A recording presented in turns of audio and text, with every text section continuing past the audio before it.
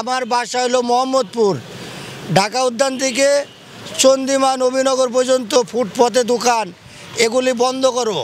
তারা সন্ত্রাস এখন পর্যন্ত মুক্ত করতে পারে নাই, আশা করি পারবে না। আর সন্ত্রাসীকে ভোগান্তি দিও না, তোমরা যেহেতু পারতেছো না।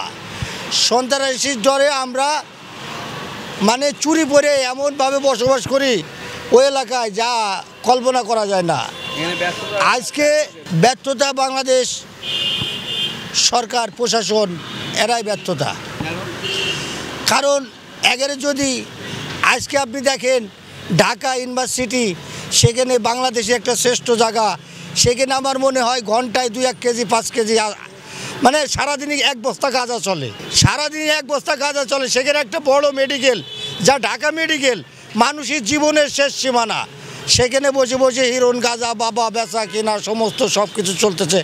আপনাদের আমার মনে হয় আপনাদের কোর্ট বন্ধ হয়ে যাবে যদি এই মাদক যদি বন্ধ করেন, যে কোর্টে কোনো লোকজন থাকবে না, আপনাদের ইনকাম হবে না, আপনারা এইগুলি নিবনায় বয়ে আছেন। আমার একটা কল্পনা দেখেন 17 বছর চলতেছে, 17 বছরের ভিতরে খারাপ হলো হিরোইন আর হলো বাবা, এই দুটো নেশা অত্যন্ত খারাপ।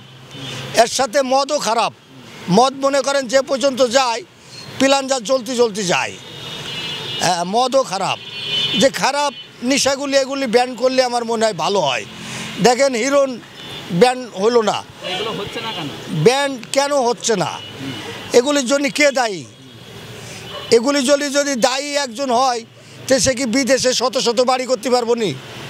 এগুলি ব্যান করে নাই, যে আসে তার পরিস্থিতি এরকম, পেটে খিদা, কে ব্যান করে?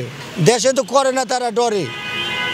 দেশের লোক খাইয়া লাইবো মারিয়া লাইবো, তারা দেশে বাড়ি ঘরদোর করে না, সব বিদেশে নিজেই করতেছে। আমাদের দেশে দেখেন অভাব